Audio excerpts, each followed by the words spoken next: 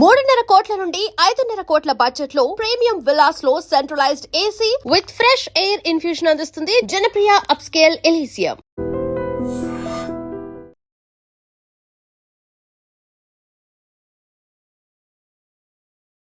నమస్తే, welcome to I dream. Nalgonda జిల్లా కొండమల్లేపల్లిలో నాగార్జున గ్రామర్ కాన్సెప్ట్ స్కూల్ కి సంబంధించిన ప్రిన్సిపల్ ని ఆ స్కూల్ విద్యార్థులే 10వ తరగతి విద్యార్థులే డబ్బు కోసం ఇంట్లోకి వచ్చి డబ్బులు తీసుకెళ్తూ ఆ ప్రిన్సిపల్ ని 27 సార్లు కత్తితో పొడిచి చంపేసినటువంటి పరిస్థితి. రాష్ట్రం మొత్తం కూడా ఒక్కసారిగా సంచలనం అయిపోయింది ఈ కేసు. వాళ్ళ స్కూల్లో 10వ తరగతి విద్యార్థులే చంపారనేసరికి అందరూ ఇంకా షాక్ లో ఉన్నారు. పోలీసులు ఇన్వెస్టిగేషన్ ఇది బయటకు వచ్చినప్పుడు అంటే 10వ తరగతి విద్యార్థులు అంత క్రిమినల్ మైండ్ ఎలా తయారైంది, వాళ్ళంత సైకోలుగా ఎట్లా తయారయ్యారు, దీని గురించే చర్చ జరుగుతోంది. మాట్లాడదాం. ప్రస్తుతం లైవ్ కాల్లో జాయిన్ అయ్యారు ప్రముఖ సైకాలజిస్ట్ విశేష్ గారు. సార్ నమస్కారం.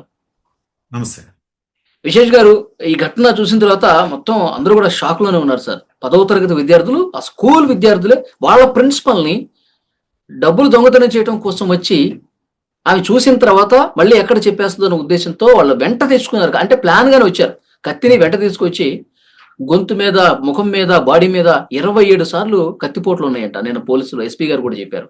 ఏంటి సార్ అంత క్రూయాలిటీగా 10వ తరగతి విద్యార్థులు అంటే 14-15 సంవత్సరాలు ఉంటాయి అంతే. ఇట్లా ఎట్లా తయారయ్యారు సార్? మీ అంచనా ఏంటి?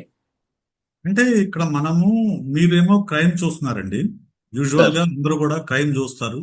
చాలా మంది ఏమంటారంటే ఇలాంటి వాళ్ళని బతకనివ్వకూడదు, ఉరి తీసేసేయాలి, యూత్ అంతా చెడిపోతుంది, ఇలాగా రకరకాల వాదనలతో వాళ్ళని తిడుతూ ఉంటారు. యాజ్ అ సైకాలజిస్ట్ గా నేను చూసేది ఏంటంటే అసలు ఒక 15-16 ఏళ్ల కుర్రాడికి దొంగతనం చేయాలనే ఆలోచన ఎందుకు వచ్చింది, దాంతో పాటు అవసరమైతే మర్డర్ చేయాలనే ఆలోచన రావడము, దాన్ని ఎగ్జిక్యూట్ చేయడము ఎందుకు అసలు ఆలోచన ఎక్కడి నుంచి వచ్చింది అనేది మనం ఆలోచించుకోవాలి. ఫస్ట్ దాన్ని అన్వేషించుకోవాలి.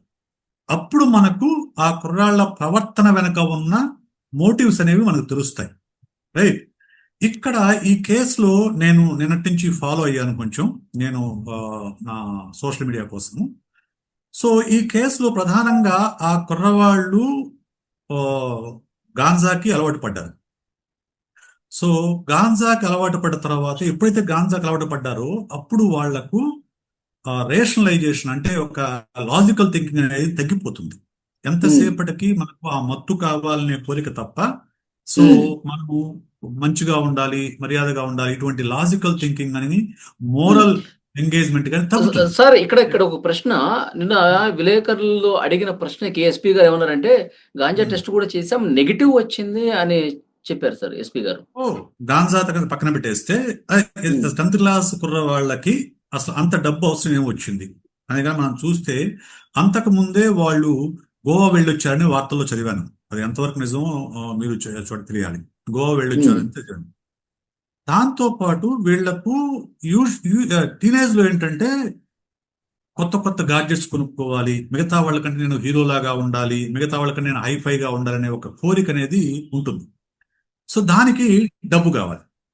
డబ్బు ఎక్కడి నుంచి వస్తుంది? ఒక మామూలు స్టూడెంట్ అయితే డబ్బు అనేది మనకు రాదు, మన దగ్గర లేదు, పేరెంట్స్ అడగలేము, అడిగినా ఇవ్వరు. కాబట్టి ఇప్పుడు మనము ఈ కోరిక నెరవేర్చుకోలేము. మనకు వయసు పెరిగిన తర్వాత మనం సంపాదించుకున్నప్పుడు ఈ కోరిక నెరవేర్చుకోవచ్చు అనే ఒక లాజికల్ ఫ్రేమ్వర్క్ లో పనిచేస్తుంది.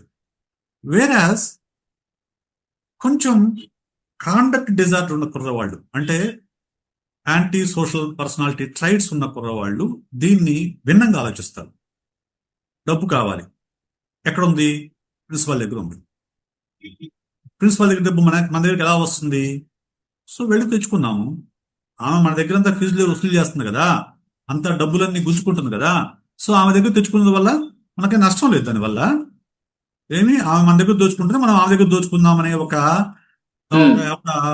రాంగ్ లాజికల్ దీనిలోకి వెళ్ళిపోతాం, ఒక ట్రాప్ లోకి వెళ్ళిపోతారు. వెళ్ళిపోయిన తర్వాత ఇంకప్పుడు ఒకవేళ ఆమె చూస్తే చంపేద్దాం అనే ఒక దీనిలోకి వెళ్తాం. అయితే ఇది ఇక్కడ కూడా మళ్ళా ఒకే స్టూడెంట్ అయితే ఈ పని చేసి ఉండకపోవచ్చు. సింగిల్ గా ఉన్నప్పుడు ఉండే ధైర్యం వేరు, గ్రూప్ లో ఉన్నప్పుడు ఉండే ధైర్యం వేరు. సో వీళ్ళు ఇక్కడ 3 ఉన్నారు దీంట్లో పార్టిసిపెంట్స్.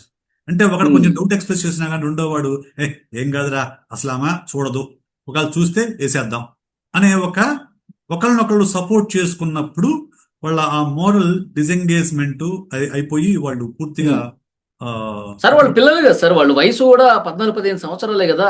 మరి అలాంటి వాళ్ళకి చంపేద్దాం, పెద్దవాళ్ళని చంపేంత ఆ ఆలోచన, ఆ కసి, ఆ పగ ఉంటదంటారా వాళ్ళ మైండ్ లో? అంటే మీరు ఓటీటీలు చూడలేదా, సినిమాలు చూడలేదా? ఓకిరి సినిమాలు అంటారే, సినిమాలు చూడలేదా ఏంటి అని. అలాగే ఇప్పుడు జైలర్ మూవీలో ఏంటి కాన్సెప్ట్ చెప్పండి? జైలర్ మూవీలో కాన్సెప్ట్ ఏంటి? పిల్లల్ని పంపించి క్రైమ్స్ చేయించడం కదా. సో ఇటువంటివి ఓటీటీల్లో వచ్చిన తర్వాత ఈ క్రైమ్స్ అనేవి ఎలా చేయాలి అనేది బాగా నేర్చుకుంటున్నారు, అందరు చూసి కూడా నేర్చుకుంటున్నారు. సో అలా కూడా వీళ్ళు కూడా ఓటీటీలోనో లేకుంటే జైలర్ సినిమా చూసి వీళ్ళు నేర్చుకుని ఉండొచ్చు.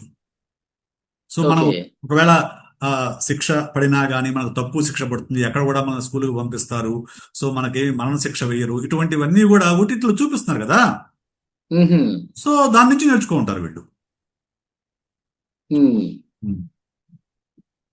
అయితే సార్ ఇప్పుడు వాళ్ళు పిల్లలు ఈ విధంగా చేశారు అంటే వాళ్ళ తల్లిదండ్రులు వీళ్ళు అసలు ఏం చేస్తున్నారు, బయట ఎక్కడ తిరుగుతున్నారు, వీళ్ళ అలవాట్లు ఏంటి, దీన్ని పట్టించుకోకపోవటం అనేది మెయిన్ రీజన్ గా చూడాలా ఇంట్లో పరిస్థితులు? ఖచ్చితంగా అండి. ఇంట్లో, స్కూల్లో 2 చోట్ల కూడా పిల్లల్ని పట్టించుకుంటే పిల్లలు ఇంత పెడదారిలోకి వెళ్ళేంత వరకు కూడా ఇలా వదిలేయరండి. First point. First primary responsibility parents అండి. చాలా మంది ఏమంటారంటే ఈ తరం పిల్లలు మాట వినటం లేదండి అంటారు. మాట వినకుండా పిల్లలు ఉండరండి. ఎందుకంటే వాడు సాయంత్రానికి ఇంటికి వెళ్ళాలి, సాయంత్రం ఇంట్లోకి వెళ్ళి భోజనం చేయాలి, రైట్? సో ఇంట్లోకి వెళ్ళి భోజనం చేయాలంటే భోజనం ఎవరు పెట్టాలి? పేరెంట్సే పెట్టాలి. నువ్వు తప్పు చేస్తే మేము నిన్ను ఎలౌ చెయ్యము, మిమ్మల్ని ఇంట్లోకి రానివ్వము, లేకుంటే సో నువ్వు తప్పు చేయొద్దని ఫస్ట్ నేర్పించాలి. ఫస్ట్ తప్పు చేయొద్దని నేర్పించాలి. ఒకవేళ తప్పు చేసినప్పుడు కూడా వాడిని పబ్లిక్గా హ్యూమిలేట్ చేయడం కాకుండా ఇంటికి పిలిచి ఇది కరెక్ట్ కాదు నాన్న, దీనివల్ల చాలా ఇబ్బందులు వస్తాయని ఫ్యూచర్లో ఏం జరుగుతుందో వాడికి ఎక్స్ప్లెయిన్ చేయాలి.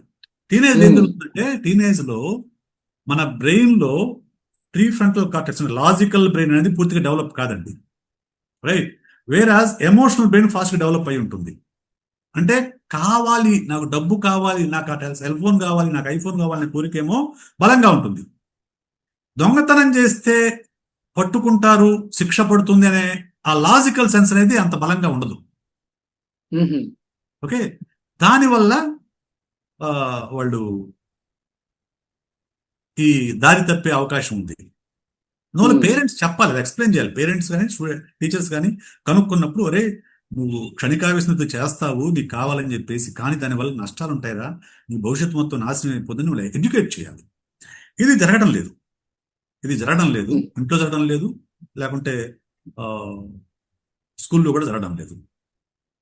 ఇప్పుడు పేరెంట్స్ కానీ టీచర్స్ కానీ స్కూల్స్ కానీ మార్క్స్ అండ్ ర్యాంక్స్ పైన తప్ప క్యారెక్టర్ బిల్డింగ్ పైన కానీ పర్సనాలిటీ బిల్డింగ్ పైన కానీ ఎలాంటి ఫోకస్ పెట్టడం లేదు. దానివల్ల ఏమవుతుంది, ఇదిగో ఇలాంటి పరిణామాలు జరుగుతాయి. మీరు ఇంతమంది అన్నట్టు సరే, ఇప్పుడు ఓటీటీలో ప్రభావం ఎక్కువ ఉంది, ఈ ఫోన్లలో చూసే సినిమాలు పిల్లలు చెడిపోతా ఉన్నారు. మరి ఈ సెన్సార్ బోర్డులు కానీ ఈ ఓటీటీలో సినిమాలు రిలీజ్ అయ్యేందుకు వచ్చే అనుమతి కానీ, అంటే దీని మీద పర్యవేక్షణ కొరవడింది అంటారా అట్లా? ఇప్పుడు నాకు తెలిసి సినిమాలకైతే సెన్సార్ ఉంది కానీ ఓటీటీలకు సెన్సార్ లేదనుకుంటాను, నాకు తెలిసి, నాకున్న అవగాహన. సో అందువల్లనే మీకు ఓటీటీలో విపరీతమైన బూతులు వస్తుంటాయి, అవును, విపరీతమైన హింస కనిపిస్తూ ఉంటుంది ఓటీటీలో. ఈ మధ్య సినిమాల్లో కూడా కనిపిస్తుందండి. ఆ మధ్యకాలంలో వచ్చిన హిట్ 3 చూడండి, లేకుంటే మార్కో అనే మూవీ చూడండి, లేదంటే కిల్ అనే మూవీ చూడండి. స్టార్టింగ్ నుంచి ఎండింగ్ వరకు నరుకుడు, చంపుడు, లేకుంటే యానిమల్ చూడండి, దురంధర్ చూడండి, ఇవన్నీ కూడా super hit movies. Super hit movies. ఇప్పుడు యూజువల్ గా టీనేజ్ లో ఏం జరుగుతుంది తెలుసా? టీనేజ్ లో మనం ఎవరినొకరు రోల్ మోడల్ తీసుకుంటాం. పిల్లలు ఆ రోల్ మోడల్ ఎవరు కనిపిస్తారు? ఇప్పుడు పెద్ద హీరోలు అటువంటి క్యారెక్టర్లు చేసి వాళ్ళు సూపర్ హిట్ అయినప్పుడు దిస్ ఈజ్ రైట్ అనిపిస్తుంది పిల్లలకి, దిస్ ఈజ్ రైట్ వే అనిపిస్తుంది. సో ఖచ్చితంగా సినిమాల ప్రభావం పిల్లల పైన ఖచ్చితంగా ఉంటుందండి, ఉంటుంది. ఓకే, సరే ఇప్పుడు మరి ఓటీటీలు చూడాలంటే మొబైల్ ఫోన్స్ లో, లేకపోతే దానికి యాప్స్ పర్మిషన్ తీసుకొని చూస్తారు. చూడాలంటే ఇంట్లోనే చూడాలిగా, పిల్లలు ఇంట్లోనే చూస్తారుగా. ఇప్పుడు అవసరం ఏముందండి, మొబైల్ ఫోన్ ఉంటే ఎక్కడైనా కూర్చొని చూడొచ్చు కదా. టీవీలో ఇంట్లో అంటే కూర్చోరు. పిల్లలకి 10వ తరగతి చదివే పిల్లలు కూడా మొబైల్ ఫోన్లు ఇవ్వటం ఉమ్.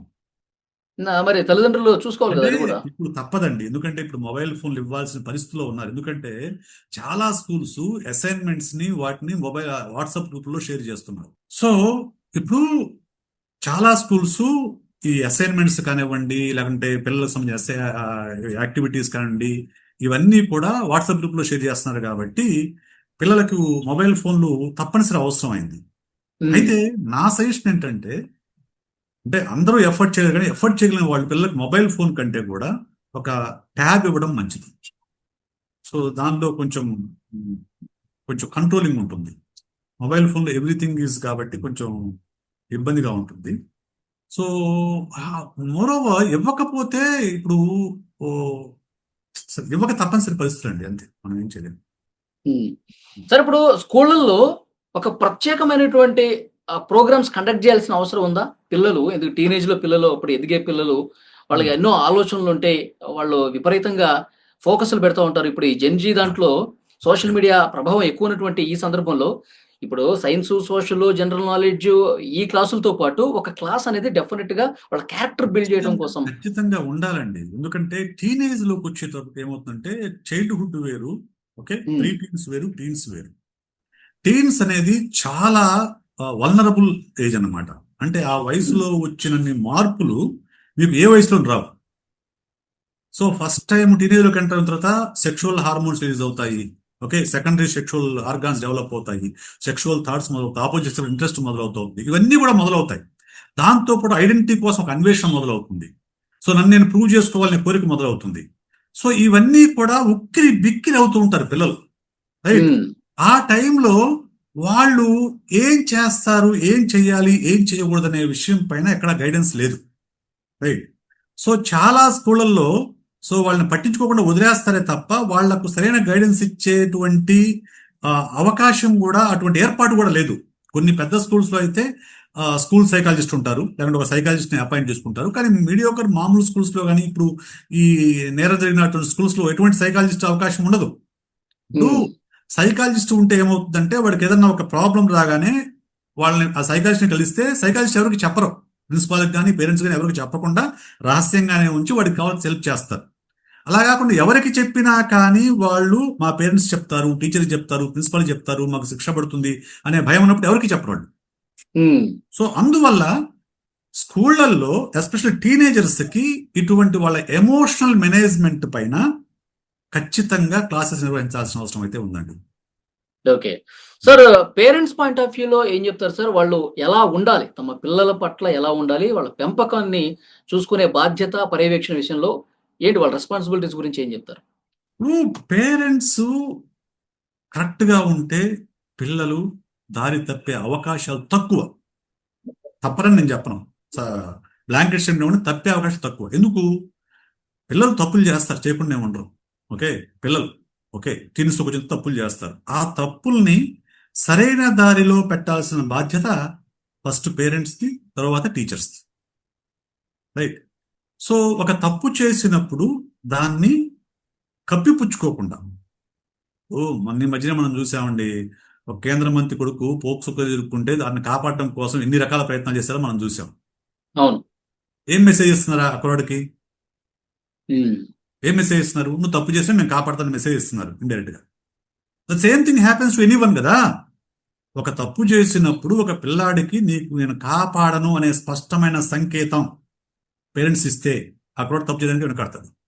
అలా కాకుండా వాడు తప్పు చిన్నపిల్లడు అండి వదిలేయండి, ఇంకోసారి చేసినప్పుడు చూద్దానండి, ఇలా వాళ్ళు కొంచెం కాపాడే ప్రయత్నం చేస్తారు పిల్లలనే ఉద్దేశంతో. సో అలా చేసినప్పుడు వాళ్లకు ఏమీ కాదు, నేను ఏం చేసినా ఏమీ కాదు, నన్ను కాపాడేందుకు మా పేరెంట్స్ ఉన్నారు అనే ఒక రకమైన అభిప్రాయం ఏర్పడుతుంది. ఇక్కడ రెండోది, ఈ పిల్లలు తాండాకు చెందిన వాళ్ళని చదివాను ఇక్కడ. అవును, తాండాకు చెందిన వాళ్ళు చదివాను. కొంచెం lower middle class, poor class పీపుల్లో వాళ్ళకి అసలు పిల్లల్ని పట్టించుకునేంత సమయం ఉండదు. వాళ్ళు అప్పర్ క్లాస్ పీపుల్లోనేమో వాళ్ళ వర్క్ బిజీతో పిల్లలు పట్టించుకునే టైం ఉండదు. లోయర్ క్లాస్ పీపుల్ ఏమో వాళ్ళ జీవనోపాధి కోసం వాళ్ళు రోజువారీ పనులు చేసే క్రమంలో పిల్లలు పట్టించుకునేంత టైం ఉండదు, అంత అవగాహన కూడా ఉండదు. సో వాళ్ళు ఏదో పెరుగుతున్నారులే, టైంకి భోజనం పెడుతున్నాము, స్కూల్కి పంపిస్తున్నాము, పెరుగుతున్నా అనుకుంటారే తప్ప అంతకు మించిన అవగాహన వాళ్ళకు ఉండదు. అక్కడ వాళ్ళని అవును. తప్పు పట్టలేం. ఒకవేళ నిరక్షరాస్యులైన పేరెంట్స్ అంటే వాళ్ళని తప్పు పట్టలేం మనం. కానీ తప్పొప్పులు చేయడం, తప్పొప్పులు ఏది తప్పు ఏది ఒప్పు అనేది పేరెంట్స్ తెలుసు, పిల్లలకు కూడా తెలుసు. పిల్లలకు తెలియకుండా ఉంటుందా? పిల్లలకు కూడా తెలుసు తప్పనే విషయం. తప్పనే విషయం తెలుసు కాబట్టే వాళ్ళు అన్ని రోజులు డెక్కి వేసి ఎప్పుడు వెళ్తే కరెక్ట్ అనే విషయం చూసుకొని వాళ్ళు చేశారు ఆ అంటే పని. సార్ వాళ్ళ నాలెడ్జ్ చూడండి సార్, చేతులు గ్లౌజులు వేసుకుని మాస్క్ వేసుకుని ఉడి ధరించి. ఇవన్నీ ఎక్కడ నేర్చుకున్నారు సార్? ఎక్కడ నేర్చుకున్నారు ఇవన్నీ కూడా సినిమాలు, సీరియల్స్, ఓటీటీలు చూసి నేర్చుకున్నవే. ఓకే, ఎక్కడ చూసి నేర్చుకున్నవే. లేకుంటే మాస్క్లు వేసుకోవాలి, గ్లౌస్ వేసుకోవాలని, మామూలు టీషర్ట్ కాకుండా రెడ్ టీషర్ట్ వేసుకుని వెళ్ళాలని, ఇవన్నీ ఎక్కడి నుంచి వచ్చినాయి? ఈ నాలెడ్జ్ అంతా కూడా ఓటీటీ వెబ్ సిరీస్ నుంచి వచ్చింది. సో ఎక్కడో చాలా వచ్చింది కదా నాలెడ్జ్. వాడికి ఏమి పుట్టుకతో నేరస్తులు కాదు కదా వాళ్ళ పిల్లలు. పుట్టుకతో ఏ పిల్లలు నేరస్తులు కాదండి. సో వాళ్ళు పెరిగే క్రమంలో ఎక్కడో పిక్ చేసుకుంటారు. దిస్ ఈజ్ ఈజియెస్ట్ వే, నాకు కావాల్సిన ఈజియెస్ట్ వే అనేది వాళ్ళు ఒక అంటే వాళ్ళది వాళ్ళు దక్కించుకోవడం కోసం, వాళ్ళకి డబ్బులు కావాలి, దాన్ని దక్కించుకోవడం కోసం అంతే. ఏదో రకంగా ప్లాన్ వేసి ఆ పని పూర్తి చేయాలి. ఎస్, అంతే అంతే అంతే. సో దాన్ని ఎస్పెషల్లీ ఇటువంటి ఒక lower middle class, poor class పిల్లలు ఉండే దగ్గర స్కూల్ ఆ బాధ్యత తీసుకోవాలండి. స్కూలు, టీచర్స్ ఆ బాధ్యత తీసుకొని పిల్లల్ని కనిపెట్టుకొని ఉండి, ఎందుకంటే పేరెంట్స్కి తెలియదు, అవగాహన ఉండదు కాబట్టి టీచర్స్ కనిపెట్టుకుని ఉండి ఎక్కడ వాళ్ళు తప్పు చేస్తున్నప్పుడు వాళ్ళని పిలిచి మందలించి, పబ్లిక్గా హ్యూమిలేట్ చేయకుండా, పబ్లిక్గా హ్యూమిలేట్ చేయడం కాదు, మళ్ళీ ప్రైవేట్గా పిలిచి మందలించి ఇది కరెక్ట్ కాదురా అని వాళ్ళు ఎడ్యుకేట్ చేయాల్సిన బాధ్యత అయితే టీచర్స్ పైన, స్కూల్స్ పైన, యాజమాన్య పైన. చాలా మంచి ఇన్ఫర్మేషన్ ఇచ్చారు sir. Thank you very much Vishesh గారు.